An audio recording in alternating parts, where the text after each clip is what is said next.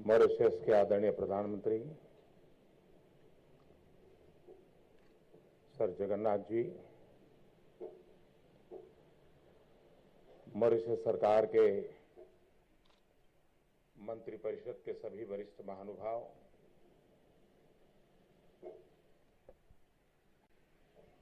सभी वरिष्ठ नागरिक भाइयों और बहनों,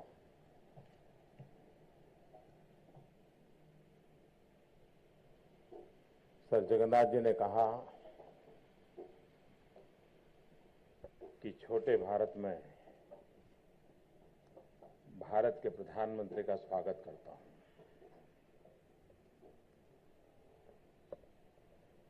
ये लघु भारत शब्द सुनते ही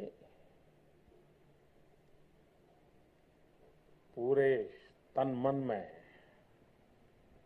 एक वाइब्रेशन की अनुभूति होती है, एक अपनेपन की अनुभूति होती है। एक प्रकार से 1.2 मिलियन के देश को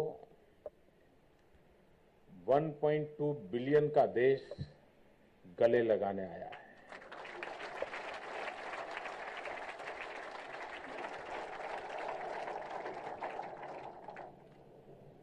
ये अपने आप में एक हमारी सांस्कृतिक विरासत है। हम कल्पना कर सकते हैं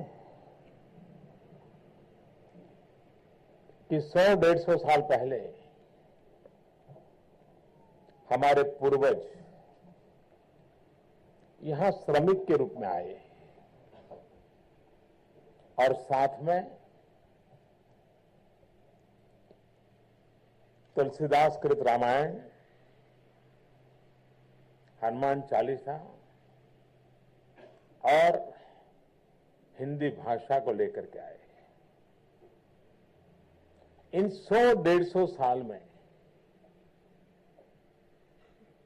अगर ये तीन चीजें न होती और बाकी सब होता तो आप कहां होते और मैं कहां होता, इसका हम अंदाज कर सकते हैं। इससे हमने बचाए भी रखा है, बनाए भी रखा है और जोड़ करके भी रखा है। 1975 में जब नागपुर में विश्व हिंदी सम्मेलन हुआ, तब सर शिवसागर जी वहां आए थे और आपने उस समय प्रस्ताव रखा था एक विश्व हिंदी सचिवालय होना चाहिए। और 1975 में इस विचार को स्वीकार किया गया था, लेकिन उस बात को आगे बढ़ते बढ़ते सालों बीत गए और मैं मानता हूं कि आज विश्व सचिवालय की एक नई इमारत का शिलान्यास हो रहा है, तो उसकी खुशी विश्व भर में भले हिंदी प्रेमियों को तो होगी ही होगी, लेकिन मुझे विश्वास है सर शिवसागर जी जहां भी होंगे उनको अति प्रसन्नता होगी कि उनके सपनों का ये काम आज साकार हो रहा है। जब अटल जी की सरकार थी, 1975 के विचार को आगे बढ़ने की दिशा में प्रयास हुआ। डॉक्टर मुरली मनोहर जोशी जी यहां आए थे, फिर बाद में गाड़ी रुकावट आ गई और शायद ये काम मेरे ही भाग्य में लिखा था।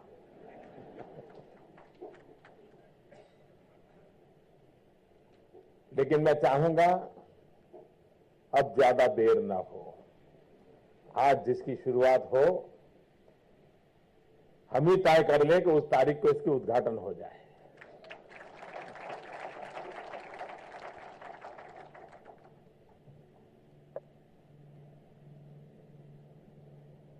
मॉरिशस ने हिंदी साहित्य की बहुत बड़ी सेवा की है। बहुत से देशों में हिंदी भाषा के प्रति प्रेम रहा है। अनेक भाषाभाषी लोगों ने हिंदी भाषा को सीखा है। दुनिया की अनेक यूनिवर्सिटीज में हिंदी सिखाई जाती है। कई पुस्तकों का हिंदी में अनुवाद हुआ है, कई भाषा की किताबों का अनुवाद हुआ है। लेकिन जैसे मूर्धन्य साहित्यकार दिनकर जी कहते थे कि मॉरिशस अकेला एक ऐसा देश है जिसका उसका अपना हिंदी साहित्य है। ये मैं मानता हूं बहुत बड़ी बात है। अभी 2015 का प्रवासी भारतीय दिवस हुआ, तो इस बार के प्रवासी भारतीय दिवस में कार्यक्रम रखा गया था कि प्रवासी भारतीयों के द्वारा जो साहित्य सर्जन हुआ है उसका एक प्रदर्शनी लगाई जाए।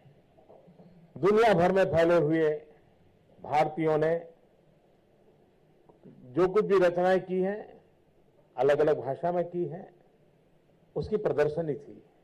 और मैं आज गर्व से कहता हूं कि विश्व भर में फैले हुए भारतीयों के द्वारा लिखी गए साहित्य की इस प्रदर्शनी में 150 से ज्यादा पुस्तकें मॉरिशस की थी।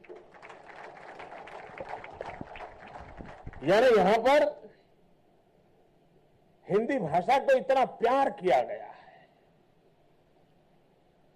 उसका इतना लालन पालन किया गया है, उसको इतना दुलार मिला है। शायद कभी कभी हिंदुस्तान के भी कुछ इलाके होंगे जहां इतना दुलार नहीं मिला होगा जितना मॉरिशस में मिला है।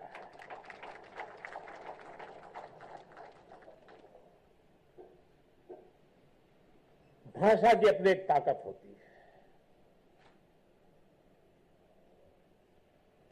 भाषा भाव की अभिव्यक्ति का एक माध्यम होता है। और जब व्यक्ति अपनी भाषा में कोई बात करता है तब वो दिमाग से नहीं निकलती है, दिल से निकलती है। कोई और भाषा जो करता है तो विचार पहले दिमाग में ट्रांसलेट करता है और फिर प्रकट होता है। सही शब्दों का चयन करने के लिए दिमाग पूरी डिक्शनरी छान मारता है और फिर प्रकट होता है। लेकिन अपनी भाषा भाव की अभिव्यक्ति का बहुत बड़ा माध्यम होती है। और जयशंकर रॉय ने कहा था कि मॉरिशस की हिंदी ये श्रमिकों की भक्ति का जीता जागता सबूत है। ये जयशंकर रॉय ने कहा था। और मैं मानता हूं कि मॉरिशस में जो हिंदी साहित्य लिखा गया है वो कलम से निकलने वाली स्याही से नहीं लिखा गया है। मॉरिशस में जो साहित्य लिखा गया है उस कलम से यहां के श्रमिकों के पसीने की बूंद से लिखा गया है। मॉरिशस का जो हिंदी साहित्य है उसमें यहां के पसीने की महक है और वो महक आने वाले दिनों में साहित्य को और नया सामर्थ्य देती है। और जैसे मैंने कहा, भाव की अभिव्यक्ति हर भाषा का भाषांतर संभव नहीं होता है और भाव का तो असंभव होता है। जैसे हमारे यहां कहा जाया है, राधिका तूने बांसुरी चुराई। अब यहां बैठे हुए जो लोग भी हिंदी भाषा को जानते हैं उनको पूरी समझ है कि मैं क्या कह रहा हूं। राधिका तूने बांसुरी चुराई। लेकिन यही बात बहुत बढ़िया अंग्रेजी में मैं ट्रांसलेट करके कहूंगा तो ये कहूंगा, Radhika has stolen the flute. Go to the police station and report.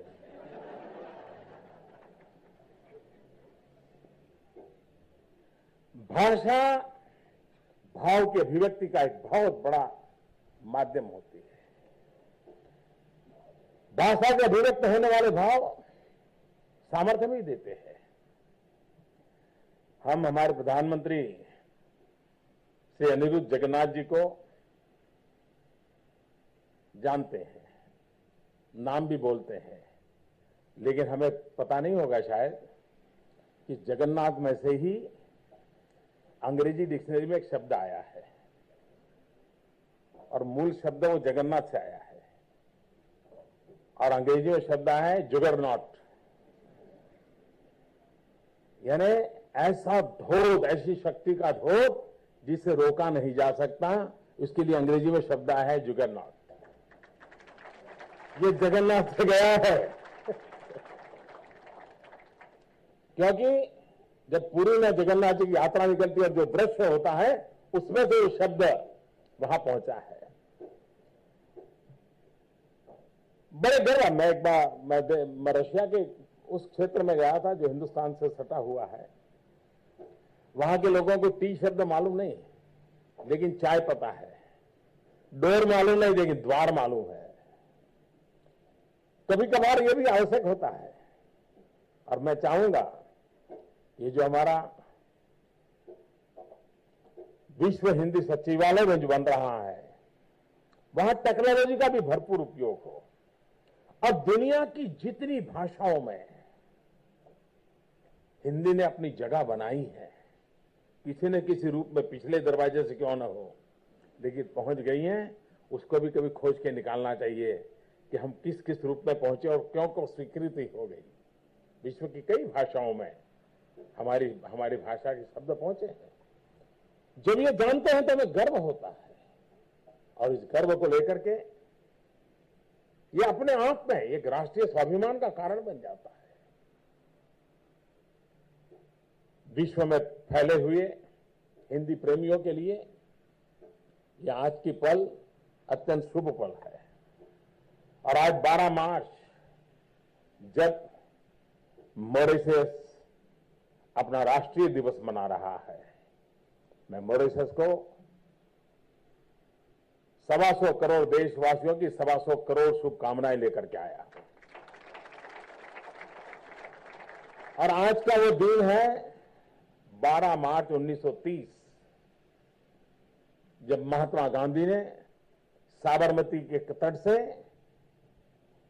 Dandi यात्रा का आरंभ किया था और दांडी यात्रा भारत के आजादी के आंदोलन का एक टर्निंग पॉइंट बनी थी और उसी साबरमती से तट से निकला था जिस साबरमती का पानी पी करके मुझे भी तो बड़े होने का सौभाग्य मिला है। आज उसी 12 मार्च को यह अवसर आया है। महात्मा गांधी मॉरिशस आए थे। महात्मा गांधी ने मॉरिशस को भरपूर प्यार किया था और 100 साल पहले महात्मा गांधी का जिन पर बहुत बड़ा प्रेम रहता था, ऐसे मणिलाल डॉक्टर, 100 वर्ष पूर्व उन्होंने यहां पर हिंदी अखबार आरंभ किया था, हिंदुस्तानी। और उस अखबार की विशेषता ऐसी थी